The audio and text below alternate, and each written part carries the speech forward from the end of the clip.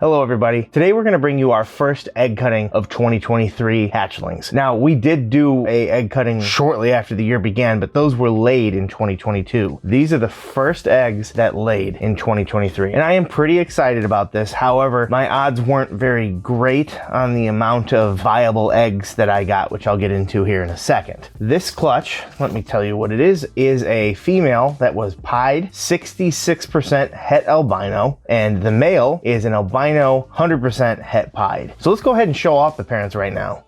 First, let's go ahead and show off the female here. This is Bertha. We call her Big Bertha here. She is obviously a very high white pied. I actually got her from Royal Constrictor Pythons from Garrick DeMeyer there, along with the male that I'm about to show off. But if you look at the eyes here, they have a almost ghostly hue to the slit in the eye. I have a feeling that she might be blind. She doesn't stargaze. She doesn't have any sort of issues in terms of that or in terms of wobble or anything like that, but she's never been the best hunter. I've actually had her bite and wrap the tail of a rat before, and just the tail. I've had her try to consume rats bottom first, so to speak. She has always been a little bit weird, so that's why I just kind of think she might be blind. Now, if you take a look at below their nose, like right on the ridge of their mouth, they have these little pits there. Those are heat pits. Ball pythons and many snakes, for that matter, have these heat pits that, without a better way of describing it, allow them to see heat. It's something that they're able to do, that they've evolved with, that has obviously served them quite well. That's why you see snakes born without eyes occasionally, and they typically do just fine. They do use their eyes, so without the use of their eyes, they are at a slight disadvantage, but in captivity, it really doesn't make any difference at all because we're there to care for them. She actually skipped for me last year, but she's bred for me 2 years prior to that, so she's been a pretty good breeder for the most part, although a somewhat challenging feeder since I have to kind of watch the size of the prey that I feed her since I feed live. Next up would be the male of this clutch, which, as I said, I also got from Royal Constrictors at the exact same time. My objective here was just get into albino and pied right off the bat, so paid a little bit more for that to get into that so quickly, but it has well made up for itself at this point. Micah here is a smaller male. It was the first snake that I thought I was going to lose at one point, and then come to find out it was something that we were able to fix. But he has produced visual albino pieds for me, one of which I've actually kept, albeit from a different female. He's just a really cool snake in and of himself. He's always been really gentle and very easy to deal with. I have a real soft spot for this snake. Now, obviously, one of the things I'd like to very much do is prove the female out for het albino. If I can prove that out, I'll be very, very happy today. So let's go ahead and get into the clutch and how we got here. Now, this was the very first clutch that laid this year. I've had a lot that are going later, and I've heard that a lot. I don't know what it is, but a lot of people are only just now getting clutches laid, and we're talking about big breeders, I've noticed. If you're just having a few snakes that are going a little bit later than you normally have them go, let me know, because I'm just curious. Another thing is that I've had more slugs than I would have liked to start this year. Obviously, I got a viable clutch in my very first one, but I had 7 eggs laid, and I'll go ahead and pull 4 of them to the side for you right now. So here they are, right here. I actually preserved these for educational purposes for our shows, but these are the slugs from this clutch. Pretty proud of the way they've actually been preserved here. So these are pretty hard. But as you can see, the majority of this clutch was not viable. We did get 3 good eggs. I would be ecstatic if I could just get an albino, just because that would prove her out to me. So let's go ahead and get into the egg cutting itself, what everybody came to come see. Just for transparency, one of these has already pipped. My brother here noticed it. I don't know what it is, so let's go ahead and find out. All right, well, there's the tip right there. Now, some of these are sunken in, so this is raring and ready to go. I am very hopeful. Let's go ahead and just start with this one.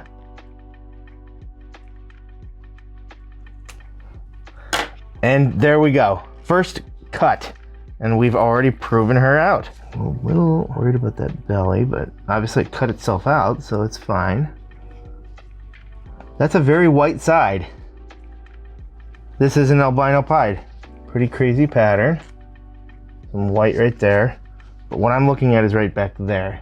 There's an incredible amount of white right there. I am calling it. This is an albino pied. First hit.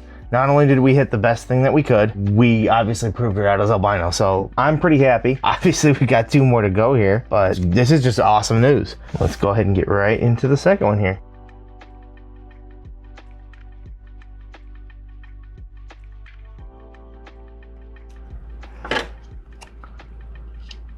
No way.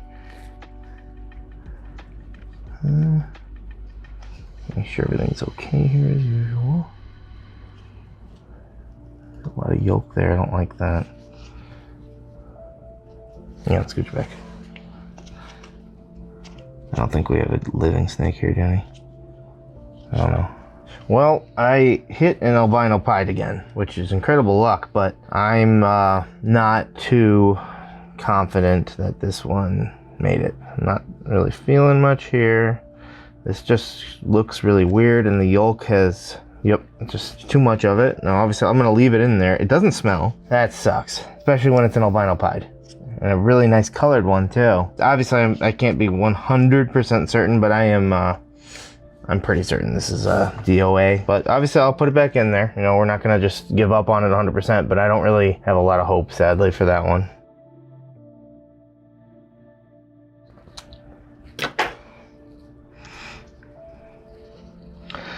Looks like we got a pied. At least we hit recessives. Yep. Definitely a pied, and like a pretty good example of one. I'm just concerned just now that I have that one issue. There's a lot of twists in this thing. It's hard to say, but it's just the way it's contorted in there. It's moving, pretty certain. So yeah, I think we're okay here. Of course, they have to completely come out for me to be 100%, because you never know with kinking and all that nonsense. But this one has some crazy cool pattern, which you'd think is really good, but it was a cause for concern. Sometimes with underdeveloped snakes, they can have these awesome, crazy patterns because they didn't develop correctly. So it's just like, it's just different. But I think that we're good here because it's moving. Well, we got an albino pied, and technically we did hit on another albino pied here, but just, you see right there, you see where the folds kind of come up? It's hard to get an angle here. There we go. Yeah. I just think something went wrong, but we're gonna leave it alone. Obviously, we have a albino pied here, which is moving around, pipped on its own. We have one here that's kind of pushing back on me, so it is a day later from the original recording, but right as we were tearing down the setup for our recording and everything like that, putting everything away, that one egg that I thought was okay, unfortunately was not. So we had the one that was DOA that I removed. Then there was this one, and honestly, I looked at the footage. You can see right here, obviously, what the problem is. There's kinking, and there's more than that, which we're not going to show, because it showed its head to me. Its brain is literally on the outside of its head. I've never seen such a deformity. Sadly, I'm gonna have to call this one. When I was looking at it originally, I thought the pattern looked goofy, and I made a comment about how sometimes the pattern can look really neat and unique on a deformed snake because it didn't form correctly, so therefore it formed something that wasn't normal. Yeah, I figured we'd do a quick little update on this here at the end, because sadly, this was a very big emotional roller coaster is what I've been telling myself. Not a great start, but I wanted to show this because I want people who are looking at this and they want to get into this. It's fun, and I definitely want to encourage you to follow your dreams, and I want you to encourage you to do this. There are far more highs and happiness than there are heartbreak, but there is heartbreak. Now, one thing, when you get stuff like this, you want to double check your incubator, make sure that everything went good. Make sure that you're temping with a temp gun. And I had really no reason to doubt it, but I checked everything. I went through there to make sure that the temps were consistent. I made sure that, you know, we didn't have any major outages at any given time. We have backup batteries back there too, just in case for the incubators. Sometimes it just happens. And this female has never given me slugs before. She skipped last year, but I don't think I got a single slug from her the 2 years before. The male has also produced snakes that are fine. I don't think I've ever gotten a bad one from him, but I did hear.